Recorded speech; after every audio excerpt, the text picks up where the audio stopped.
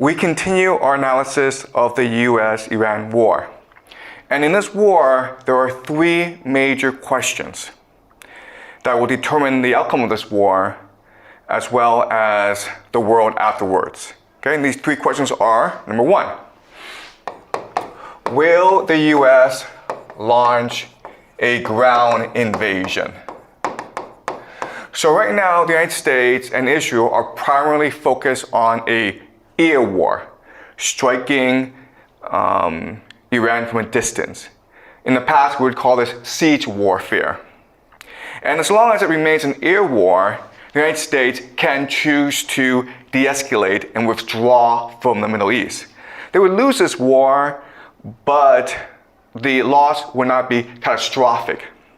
Whereas if they choose to launch a ground invasion, it would escalate very quickly, and they would be trapped in Iran for the next 5 to 10 years. It would be a catastrophe whether or not they win or lose. Because in order to fight a ground war, the United States would have to institute a national draft where young men as young as 18 would be forced to join the army and be sent to fight in Iran, okay? So that's the first big question for us. Will the United States send in ground troops? And remember, there's the idea of mission creep, where maybe in the beginning you're like, I'll send in 1,000 troops to do a small mission. But then it doesn't go well, so you send in 2,000, okay? It slowly creeps up. It's what we call mission creep. And that's how the United States embroiled itself in Vietnam. All right, so that's the first big question. Second big question is, will nukes be used? There's a lot of concern online that Israel is preparing a nuclear strike on Iran because the Israelis don't like how the war is going, and they want to reclaim the initiative. Nukes are a taboo in geopolitics. The Americans used them at the end of World War II, and no one's used them ever since. If Israel were to use tactical nuclear weapons, they would break this universal taboo, and we might find ourselves in a nuclear apocalypse, okay? So that's a great concern that everyone has right now. And the third question is the Al-Aqsa Mosque. This is the third holiest site in the Islamic world. There's Mecca, there's Medina, and there's the Al-Aqsa Mosque. The Muslims believe that it is from the Al-Aqsa Mosque in Jerusalem where Muhammad ascended to heaven. And the Jews believe that the Al-Aqsa Mosque sits on the site of their temple, which is the house of God. So religious Jews, extremists, want to destroy the Al-Aqsa Mosque to rebuild the third temple. And if the religious Jews, the extremists, destroy the Al-Aqsa Mosque, then the 2 billion Muslims in this world would be religiously obligated to go to war against Israel. Okay? So these are the three big questions that will determine how this war will determine the future of the world. Okay, so in this class, I teach you game theory to make predictions about the future. So right now, I'm gonna make 3 predictions, and then I will show you my analysis as to how I make these predictions, okay? Now, what's important to understand is that these are only my guesses based on my analysis. And whether or not they turn out to be correct will determine the validity of my analysis. I don't have inside information. I don't know more than you do, okay? I'm just working out of public knowledge and doing game theory analysis. So according to game theory, this is yes. The United States will send in ground troops. According to game theory, this is no. And number 3 is yes. Okay? So what I'm going to do is spend the next 2 classes explaining to you my game theory analysis as to how I come to these conclusions. And we can watch how world events unfold. Now I want you to understand something, which is that for my theory to be valid, for my analysis to be valid, I have to be correct on all three. Okay? If I miss one, then all my theory is wrong. I know there's a lot of concern from around the world that nukes will be used. And I'm 100% confident that nukes will not be used at this time in this war. And if I'm wrong, I apologize to the world, okay? But at the same time, we'll all be dead anyway, so it doesn't really matter, all right? Okay, all right, so let me explain my analysis, okay? So remember, today, what I'm gonna do is do number 1 and number 2, explain to you why Israel will not use nuclear weapons and why there will be a ground invasion. And then next class, I'll explain number 3 to you, okay? That's a plan for this week. All right, so to understand what's going on, I need to teach some basic geopolitical theory, okay? So in military affairs, in geopolitics, there's a concept called escalation ladder. Escalation ladder. Okay?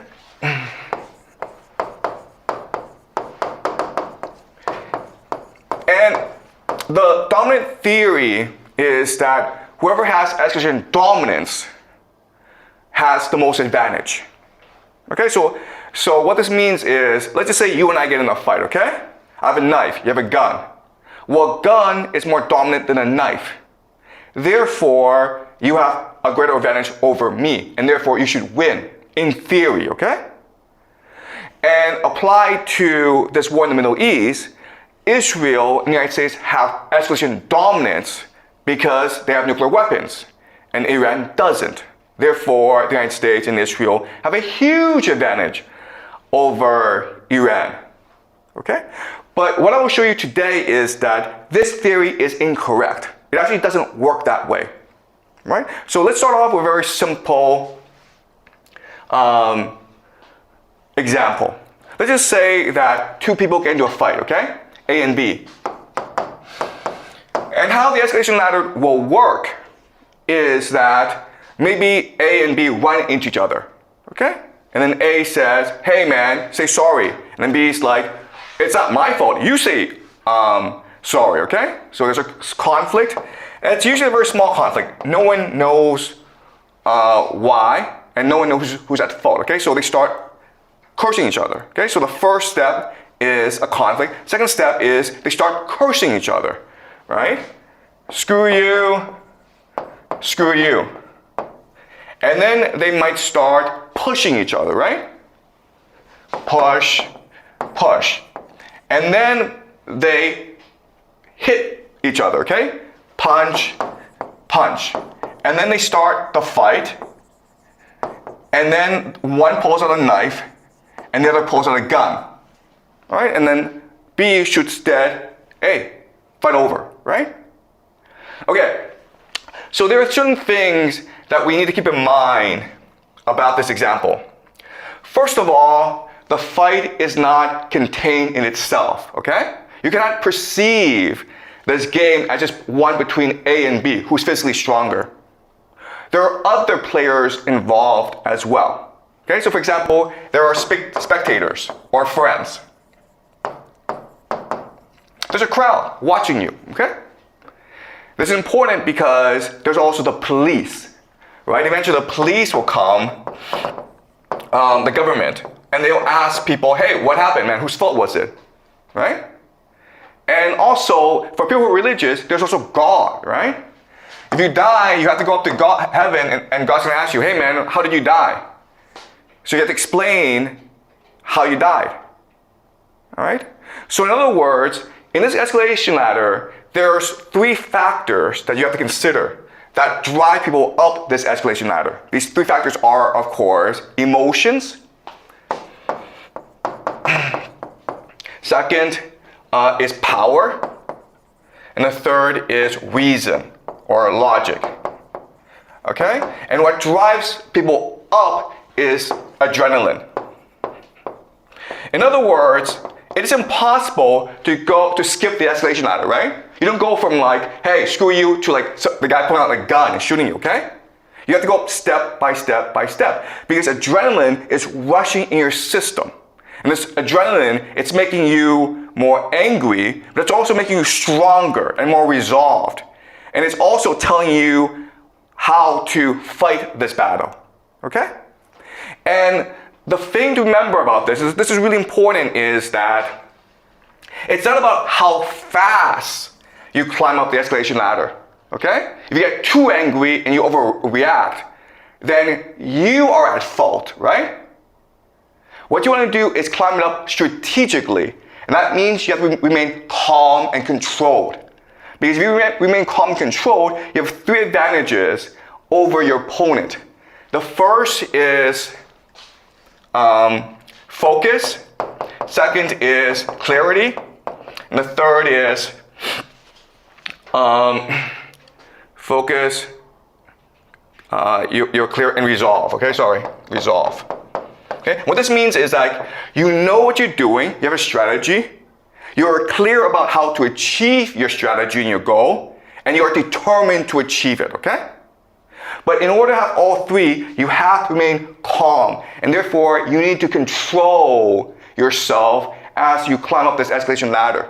Because remember, it's just not about beating your opponent, it's about justifying yourself to your friends, to the police, and to God as well. Because you might hit that person, he might go to hospital, and you've won the fight, but then you go to prison for 10 years, in which case you've lost the fight, okay?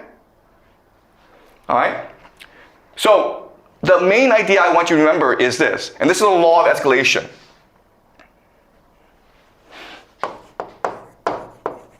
Okay, this is a very important idea in my game theory model. Control is more important than dominance. Okay? Control is more important than dominance. Why? Because control is the idea of calibration. Calibration means that you time or you structure or you strategize your response in a way that helps you achieve your strategic objective. Okay? You're not just throwing punches, you're throwing a punch in a certain way that allows you to defend yourself, that strikes fear in the opponent, and also allows you to seem as the good guy among spectators. Okay? And then when the police come, you can justify why you threw that punch in a certain way to the police so that you don't go to jail. Okay? All right, so another way of saying this is that calibration is ultimately about strategic flexibility. And the idea of strategic flexibility is, in a fight, the person who has the most options, the person who has the most flexible strategy will usually win the fight, okay? This is a law of escalation, and I'll explain to you how this applies to the US-Iran war, okay? All right, so before I actually talk about the war, what I want to do is do a thought experiment to examine how we can understand what's going on between the United States and Iran, okay? So let's do a thought experiment. And the thought experiment is this. Let's just say that there's a bully, okay? And he's the biggest guy in the school. And he has a gang, okay? These are his friends. And there's like maybe 4 of them. And so what they do is they basically prey on everyone at the school, okay? And there's maybe 100 people at the school, right? And so what they do is they make everyone in the cafeteria pay a tax. Okay, if you want to go in the cafeteria and eat, you have to pay a tax. Maybe $1, who knows, okay? And the friends of the bully go collect the tax and then give him all the money, okay? And that is the structure of the school, where if you want to eat lunch in the cafeteria, you have to pay a tax, and the bully's friends collect the money, and the bully shares the money amongst his gang, okay? Now, at first, people are okay with this system because they think that it's actually beneficial because the bully is keeping the peace and order in the cafeteria, right? He's keeping everyone safe. So yeah, I pay $1, but it's not that much money. And we're all safe so that we can all enjoy our lunch in peace in the cafeteria, okay? But then what happens over time is that the bully gets more and more arrogant because he feels invincible. Everyone just obeys him. So he develops the idea of hubris. And the idea of hubris is that no one has the courage to challenge me. Everyone's afraid of me, and therefore I can do whatever I want. So what does he do? Well, the first thing he does is that he charges more money from everyone, okay? So the tax goes up, and so people are disgruntled about this. Okay, they don't understand why they're paying more to the bully, okay? But not only that, but what he will also do is pay less money to his friends so that he can have more money because he wants to buy a car or he wants to go to Paris for the summer, okay? Does that make sense? Okay, so everyone's not happy about this, but this is the reality that they live in, and there's nothing they can do about it. And so people just put up with it. One day, a new kid comes into the school, okay? The new kid. And he doesn't really understand the rules of the game. He goes to the cafeteria, and he doesn't know he's supposed to pay a tax. Right? So the bully's friend comes over and says, hey man, where's $1? And he's like, what dollar? I just got here. And he refuses to pay. And so what they decide to do is teach him a lesson by ostracizing him, by making him sit alone by himself in the cafeteria. Okay, you have no friends because you don't know the rules and you refuse to play along. And the new kid is like, I don't care. I'm happy not having any friends. Okay? And so then the bully and his friends start to discuss, how can we get this new kid to play along? And so they decide what they're going to do is they're going to curse him. They're going to bully him, okay? So the new kid goes to lunch and he's eating his lunch and the friends come down and start to curse him, says, you're a wimp. Do you want to fight us? And what the new kid does is he just ignores these guys. And these guys are like, what's going on, man? Why is he afraid of us? And slowly what happens is that the other people, the other kids, recognize that, wow, maybe it is possible to rebel against the bully. Maybe it is possible not to pay these stupid taxes. And so they start talking to him secretly, okay? They give him presents, they start to smile at him, they say hi to him, okay? But the new kid just ignores everything, right? And then the friends are like, you know what? We don't actually benefit this much from this relationship anyway. Maybe if we appoint this new kid as the new bully, the new boss, he'll treat us better. And then you have other friends who are like, you know what? This bully, he's fat, he's ugly. Maybe I should be the boss, okay? So just because a new kid comes in, doesn't know the rules, and he's willing to challenge the reality, challenge the assumptions, the values of this cafeteria, now there's dissent. Now there's rebellion going on, okay? And different people are talking to him and trying to form alliances with him. But what he does, and it's really, really interesting, is that he just ignores everyone and keeps focused, okay? And then one day, the bully's friend comes over and says, you know what, you're a wimp.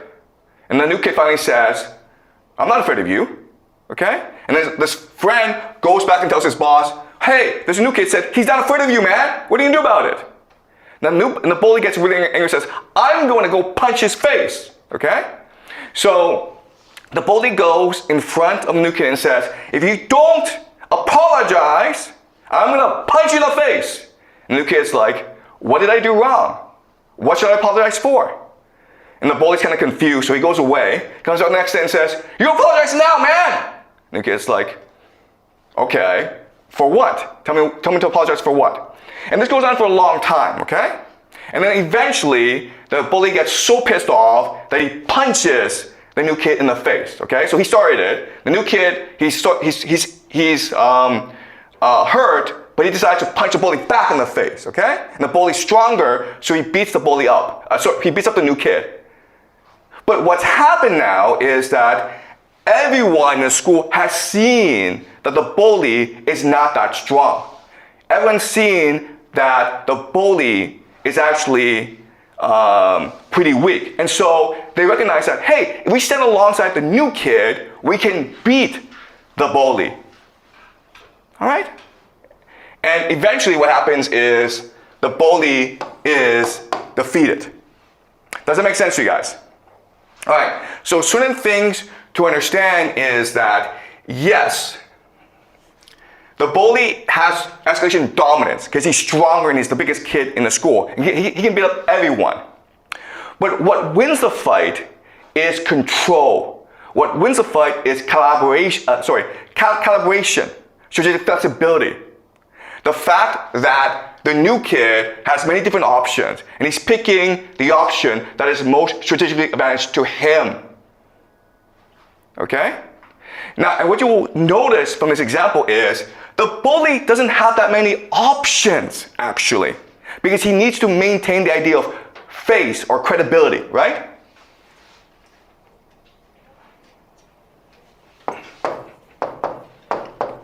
This is the essence of his power.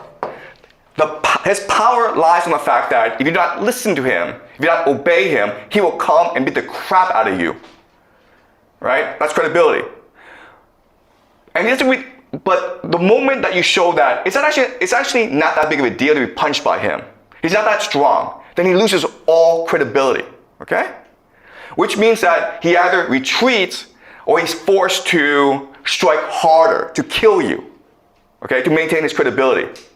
So another way of saying this is that by calibrating your movements strategically, you can manipulate the bully into self-destruction. Does that make sense to you guys? All right? Any questions? Okay, so that's a theory. All right? So now what we're going to do is we're going to apply this theory, the law of escalation, to what's happening in the Middle East. Okay? We're going to do that by looking at the escalation ladders of both Iran and the United States. All right. Okay.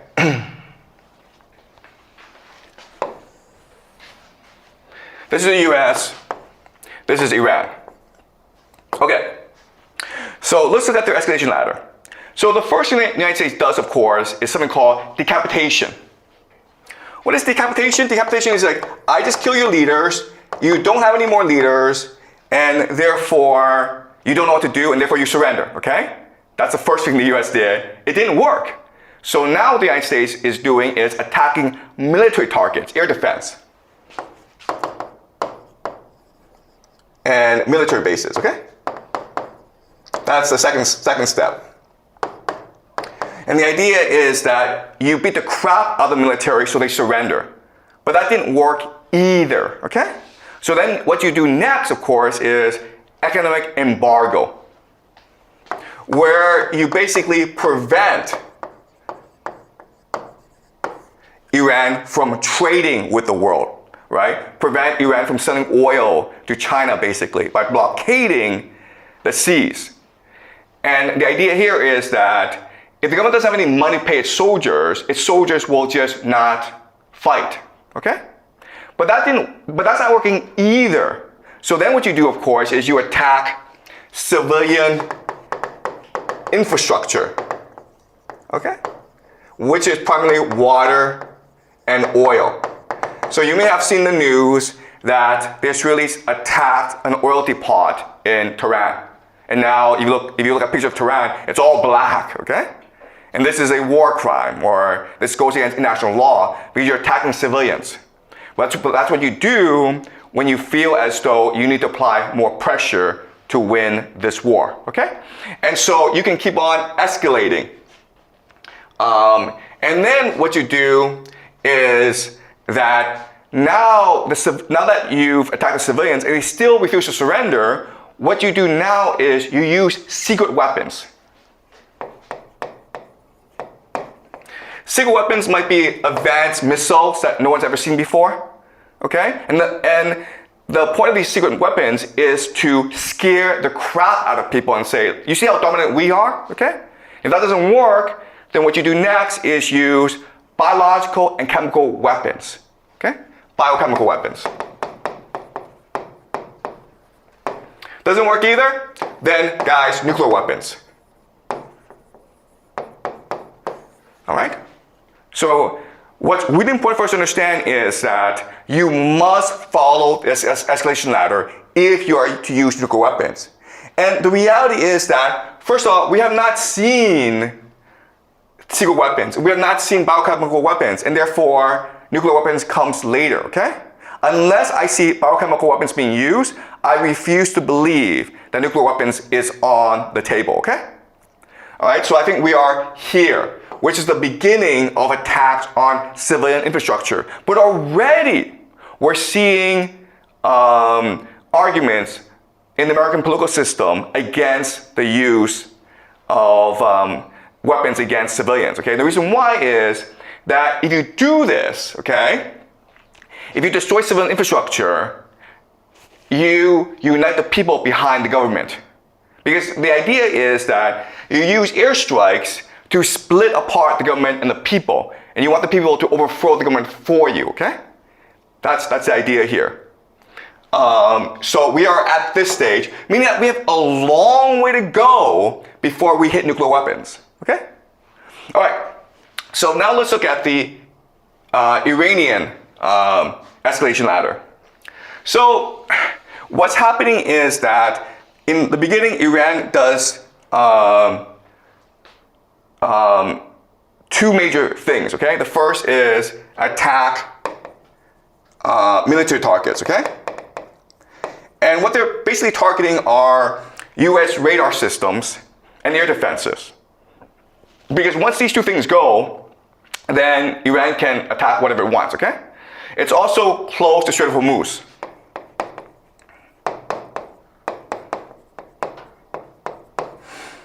All right? And by closing the Strait of Hormuz, you put pressure on the economies of the GCC, as well as East Asia. The hope is that by blockading the economies, the GCC, UAE, Saudi Arabia, Bahrain, Qatar, Kuwait will put pressure on Donald Trump to end this war as quickly as possible. Also, East Asia receives most of its oil from the GCC, from the Strait of Hormuz, right? So China gets about 40% of its oil, Japan gets 75%. That's a lot of oil. So the hope is that these countries will put pressure on the United States to end this war as soon as possible, okay? So that is the Iranian strategy. But if they're forced to go up the escalation ladder, what will happen is this. If you attack their economy, they will attack your economy as well, okay? With missiles, basically targeting oil fields. If you attack their civilian infrastructure, they will attack your civilian infrastructure as well. And what is the main weakness in these GCC countries? Desalination plants, okay? Desalination plants. And that's it, okay? That's the extent of the Iranian escalation ladder.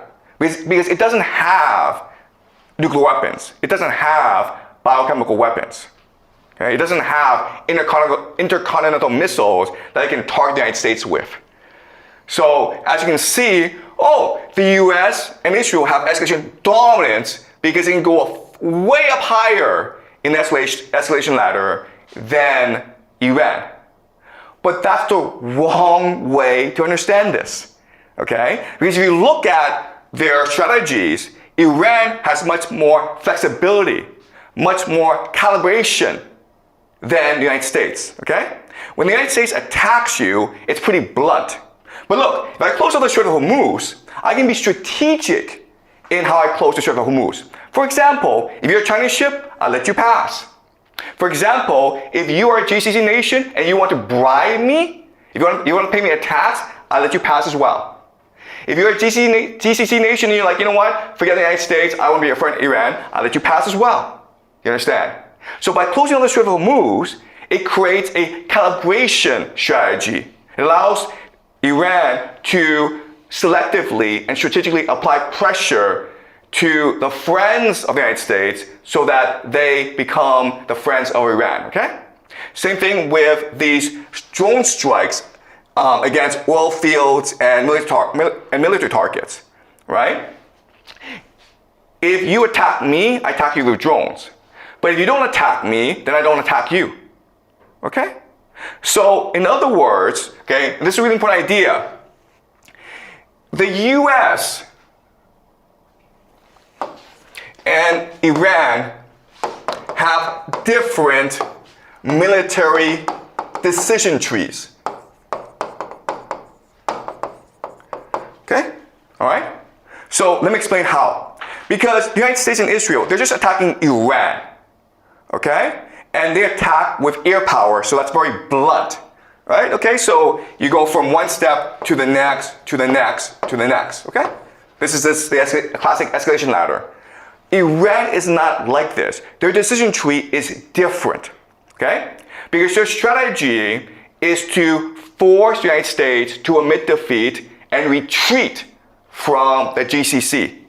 Okay? To close down the military bases in the Middle East so that Iran has control over the Strait of Hormuz and therefore it can control all world trade. Alright? So that's a strategy. So this strategy means that you have different options. Alright? Your options are attack Israel, military targets, civilian targets, Tel Aviv, okay? All right, so I don't want to spend too much time on this, but as you can see, if you think about it, Iran can be much more selective in its targeting than the United States and Israel. And therefore, the options that it has, it is much more diverse, which gives Iran escalation control over the situation. Okay? Do you guys understand this? All right. So let's look at why Iran has advantages over the escalation ladder. Okay? U.S., Iran. The first major difference is that Iran is active, whereas the US is passive. Okay? Another thing this is, go back to the bully example where the bully has to maintain credibility. He has to show that he's more powerful than the other kids, right? So if you provoke him, he has no choice in the matter but to hit you, okay? But you, the new kid, can choose whether or not to provoke him or not. You can choose the timing of when to provoke him. Therefore, you are active. Okay? The second big difference is that Iran has a clear strategy. It knows what it wants to accomplish and it knows how to accomplish what it wants. Remember, what Iran wants is control the Strait of Hormuz and the United States out of the Middle East. That's what it wants to do. And it's calibrating its attacks in a certain way to achieve this end goal. And it's working out very well for Iran, okay? The United States, on the other hand, doesn't know what it wants. It wants to destroy Iran. But what does that mean, okay? Destroy. And it could mean regime change. It could mean economy collapses. It could mean the civilian population starves, okay? It could mean anything. But because there's so much ambiguity, so much confusion about what it means, it confuses military strategy. Right? And the last thing is, of course, is that Iran is flexible and the United States is inflexible. Okay? So by studying the escalation ladder, we discover that Iran has far more advantages than the United States. Okay? All right. So what does this mean? All right. It means that Iran will probably win this war ultimately. But there has to be major changes to its society in order to win this war. All right? So remember, to win a fight, you have to have three things: focus, clarity, and resolve.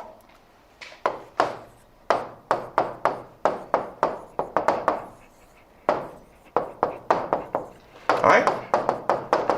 You have to know what your purpose is. You have to know how to achieve it, and you have to be determined to achieve it. Okay? So what does this mean for the Middle East? What does it mean for Iran?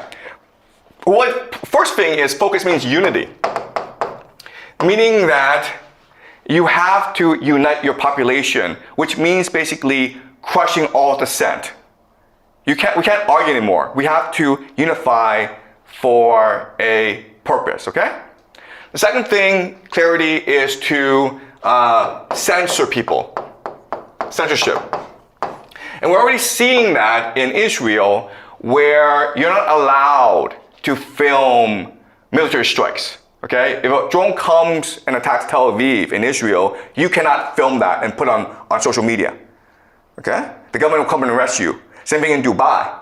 You cannot show Dubai being attacked, okay? So massive censorship going on. And resolve just means militarization, where the Middle East moves towards total war. Total war just means that every citizen now is recruited into the war effort. It just means that the entire economy is geared towards war. Okay? And one last point I'll make is this. What we need to understand about the escalation ladder is that as it moves up, we have to remember that this war is being fought multidimensionally. Okay? What does that mean? It means that the military is just one dimension, but there are four major dimensions. There are others, but let's focus on four major dimensions, okay? The first major dimension is narrative. Narrative is basically world opinion. Second is political. Political just means the relationship of nations to each other. The relationship of the government to the people, okay? Political. The third dimension is economic. And the fourth is military. And what's really important to understand is that the military dimension is probably the least important. There are other dimensions that are much more important. Therefore, these four factors determine how the United States and Iran move up the escalation ladder. Okay? Because your purpose is to control the narrative and justify why you're doing what you're doing. Political means you still have to maintain good relations with other states, right? So as the United States is fighting this war against Iran, the United States is still talking to China. The United States is still talking to Russia, okay? So that discussion, that political discussion, determines the contours of this fight. Economic means that as this fight is still happening, nations are still trading with each other. And that factors into how the military is fought. Okay? Does that make sense? So I know this is very complicated, but you need to understand how complicated war is. It's not as simple as saying, you know what, let's nuke that guy. It doesn't work that way. Okay? There are a lot of constraints. There's a lot of factors, a lot of stakeholders involved to constrain the use of nukes. Okay? All right. So let's now discuss ground troops. All right. The first question we look at is, will ground troops be used? And the answer, unfortunately, is yes, they have to be used. And it has to do with how the military works, okay? Of how wars are fought. Basically, when you fight a war, you have to have a correct cost pyramid, okay? And the most simple cost pyramid, okay, is this. Infantry, soldiers, okay? All right, they're at the bottom. Why? Because they're the cheapest. What's above them? Armor. Okay, artillery, tanks. They're more expensive to produce. You need more resources. You need more time. Then you have naval. right? Then you have ear. Okay, does that make sense? This is the cost pyramid. And cost pyramid is just a question of like, how much energy, how much time, how much resources do you need to produce a certain product, okay? It costs you very little to produce a soldier, but it costs you a lot to produce an airplane. And this is important because wars are usually wars of attrition, meaning that you have to put all your resources into winning the war, okay? So this is just production capacity. And this is the most standard model that you have of a cost pyramid for a military war. Okay, does it make sense, guys? The problem is that the United States have an inverse pyramid. Okay? Meaning that ear is what's dominant, then naval, then armor, then soldiers. You can't fight a war like this. I mean, the moment you choose to fight a war like this, you've lost the war. Because you either take out the country in like 2 days, or you scoot over. Because you cannot replenish your forces. Now, I know this is hard to understand, but 1991, the Persian Gulf War, 2003, the Iraq War, these are not real wars, okay? Because the Americans were so dominant, and Iraq was so weak, that it was basically a video game. All right? It was just these pilots flying around, just bombing everything, okay? It's like guys in tanks just running over the Iraqi army. Those were just video games. But this Iran thing is a real war. And therefore, you cannot fight a war like this. If you want to win this war, the only thing you can do is return to a realistic cost pyramid. You don't have a choice in the matter, right? Because again, your cheapest product are soldiers, right? And your most expensive are airplanes. You cannot afford to lose an airplane in order to save a life of a soldier. Eventually, this cost-benefit analysis will blow up on you, okay? Okay, does that make sense, guys? All right, so if the United States wants to win this war, then it has no choice but to use ground troops, to use soldiers as the main force of its military. Any questions so far? All right. Okay. Now the question then is, will the United States use ground troops? I already said that if the United States is to win this war, it has no choice but to use ground troops. But will the United States use ground troops? And a lot is determined by the game theory strategies of the different players, okay? So let's look at the 4 major players in this war.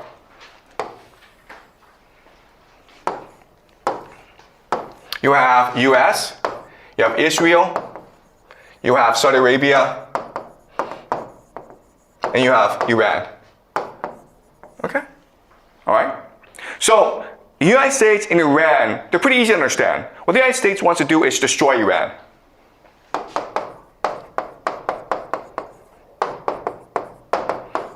Okay? Why? Because if we were to destroy Iran, the United States would have complete control over Middle East oil. And it would control global trade through the Strait of Hormuz. And therefore, the United States can maintain its empire, okay? So a really simple objective. Let's destroy Iran. We don't care how, we don't care why, let's just go do it, okay? Iran has another strategy, which is control Strait of Hormuz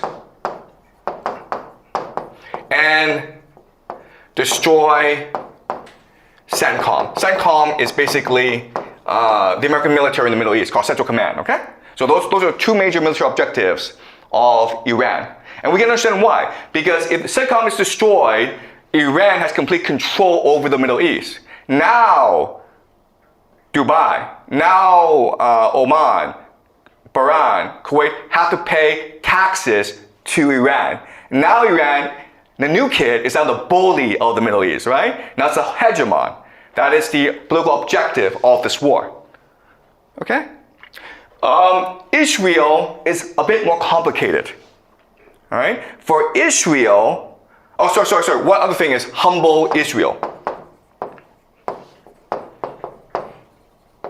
That's the other thing, because even if you defeat the United States, you still have to deal with Israel, okay? And Israel is the great military power of the Middle East. So you want to humble them, you want to weaken them. You can't destroy Israel because Israel has nuclear weapons, right? You piss off Israel, those nukes start flying. You don't want that, right? So those are the three major political objectives for Iran. Control the Strait of Hormuz, destroy CENTCOM, and humble Israel, okay? If you are Israel, actually for you, the strategy is different.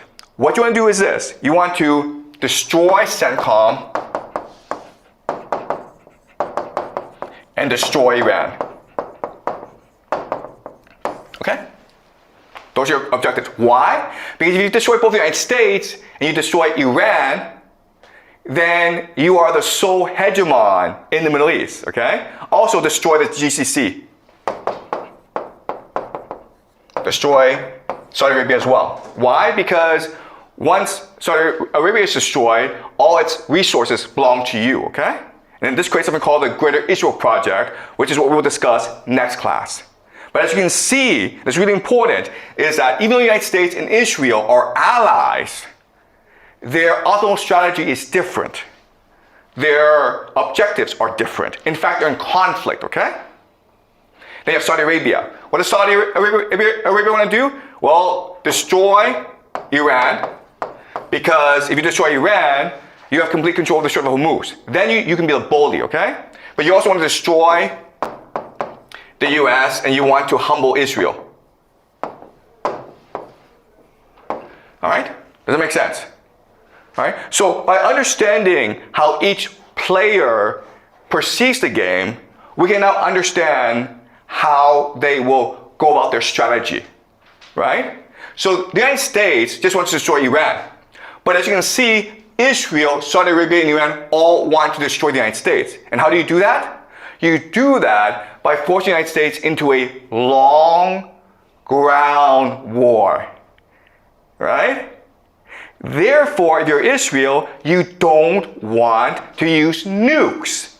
Why? Because nukes would end the war too quickly. You want to drag this war out as long as possible to force the United States to send in ground troops.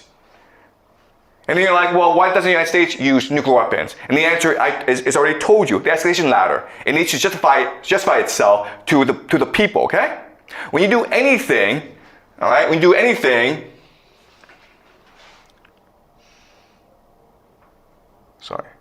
when you do anything, you have to worry about certain factors, okay? You have to worry about troop morale. Your soldiers have to believe that they are fighting for a good cause, okay? You have to worry about public opinion. You have to make sure that the world is on your side. You have to worry about politics, political will. You have to make sure the people are unified, and you have to worry about enemy morale. You don't want to piss off your enemy so much that they go into an extreme, they jump the escalation ladder to extreme beyond your control. Okay, does that make sense? Okay? So as you can see, war is extremely complicated. It's not just about weaponry. It's not just about resources. It's ultimately about controlling the narrative, controlling the political landscape. Okay? Marshaling the resources in a proper way that is strategically beneficial. All right? Does that make sense to you guys? Okay. So, yeah, so we just answered two questions. Will the United States use ground troops? Yes, it will, because Iran, Saudi Arabia, and Israel will work together to force a ground invasion, even though the United States doesn't want to do so. But unfortunately, the United States doesn't have a clear, coherent strategy. It's passive. Therefore, it can be manipulated into sending a ground invasion, okay? And the second question is, will Israel and the United States use nuclear weapons? And the answer is no, because it's not in their best interest to use nuclear weapons. Okay? Israel wants the United States to lose this war. And so that means a long war that destroys the American political will to fight any more foreign wars. If America loses, Israel becomes the dominant power in the Middle East. Okay? And so the last question is, the Al-Aqsa Mosque. And we'll answer that next class on Thursday. Any questions?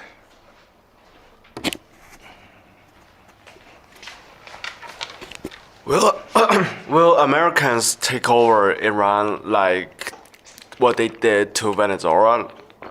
Like they captured their president? Okay, look, the strategy in the beginning was to do a Venezuela in Iran. Meaning you go in, you kill the leader, a new leader emerges to negotiate with you and surrender to you because you're too powerful, okay?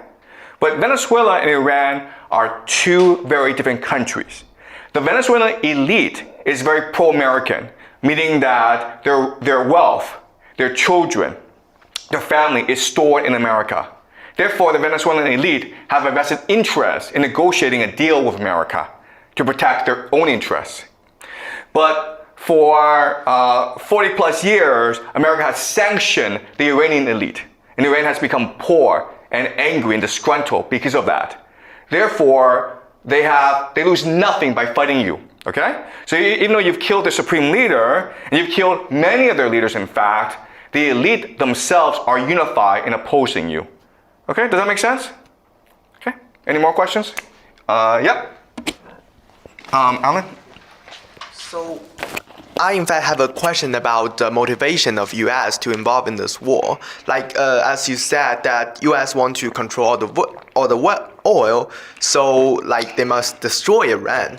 But I think this is like a little bit confusing because I think U.S. know that this war is really highly risk and it can potentially even like destroy the whole systems. So why U.S. risk the risk of like whole system collapsing to like control the oil that Iran had? Okay, all right. So this is the key question that everyone's arguing about. Quite honestly, we're going to argue this for the rest of eternity, okay? We're going to argue this for eternity because like no one knows. And there's never going to be a clear answer. In fact, there are multiple possibilities, okay? What I'm going to do today is offer you the most simple explanation. In the next class, I will offer you a much more complicated explanation, okay? But the simple explanation is this. Again, this goes back to military doctrine, how the United States military works, okay? And the military doctrine is prevent the heartland from arising, right? So the United States is here, this is Europe, this is Russia, this is Iran, India, China, Japan, this is Middle East, and this is Africa. All right, so the American military doctrine is this. The greatest threat to American power is the heartland unifying, okay? Why? Because if the heartland unifies, it can trade by itself through railways. But America is primarily a naval power. Therefore, it requires people to trade by sea, okay? And so its strategy is to make sure there's never any cohesion in the heartland. Either by making sure that no great power arises in the heartland, and that's why America went to war in World War I and World War II, because there's a great fear that Germany would conquer the world, or Europe, and Asia, and create the heartland, okay? Therefore, America had to stop Germany from rising.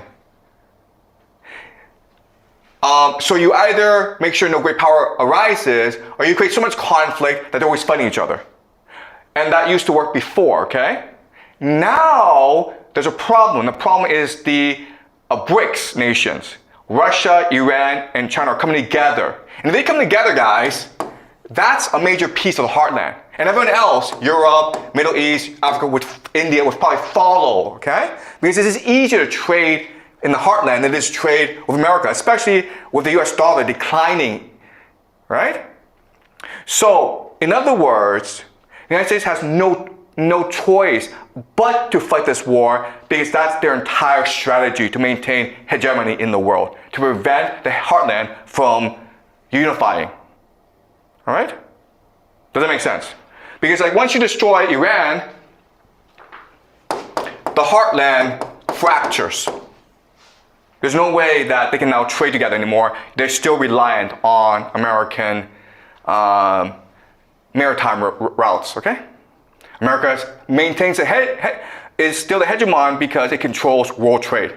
Whoever controls world trade controls the world. Whoever controls the heartland controls world trade, okay? Does that make sense? Okay, but this is just one explanation. There's actually other explanations, and I'll go into a more complicated explanation next class. All right? Any more questions? Yep. So you mentioned Saudi Arabia and how it wants to see the downfall of both the US and Iran. It wants to see the downfall of Israel, US, and Iran. And to me that sounds like a pretty big goal. And how would they possibly use their strategy to achieve that goal? Or how would it possibly be for Saudi Arabia? Okay. All right. So it's very confusing to people why Saudi Arabia is actually against Iran, okay? But if you go back and look at their history, they have major conflicts with each other. All right, so let's go over some of their conflicts. All right, so Saudi Arabia, Iran.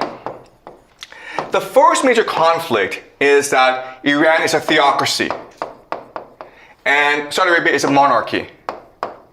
A theocracy just means that you're ruled by clerics who represent God. But a monarchy is a king who represents God. And for the Iranians, that is blasphemy, that's heresy, that's against the religion, okay? So Saudi Arabia and Iran hate each other. Saudi Arabia sees Iran as a threat and trying to induce a revolution within Saudi Arabia. Iran sees Saudi Arabia as blasphemous, okay? And it's a huge issue because Saudi Arabia is the home of Mecca, Medina, the two holiest sites in the Islamic world, okay? Second issue is that Saudi Arabia is Sunni and and Iran is Shia.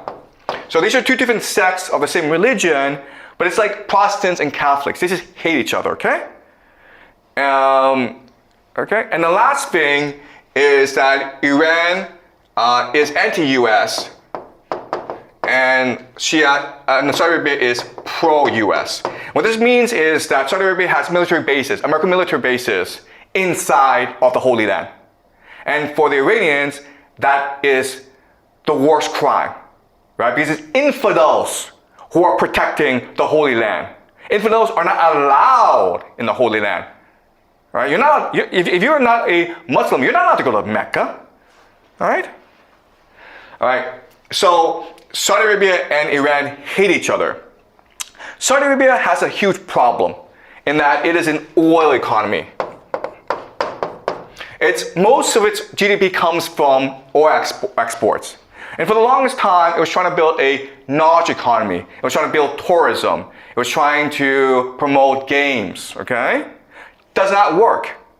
So if you're Saudi Arabia and you see the future, it's a pretty dismal future because eventually your oil is going to run out. Eventually people are going to switch to electrical vehicles, digitalization, which means that oil is no longer so important, okay? So what you need to do is, if you're able to control the Middle East, right? So where you get your money now is from trade access, the Strait of Hormuz. That's a viable future.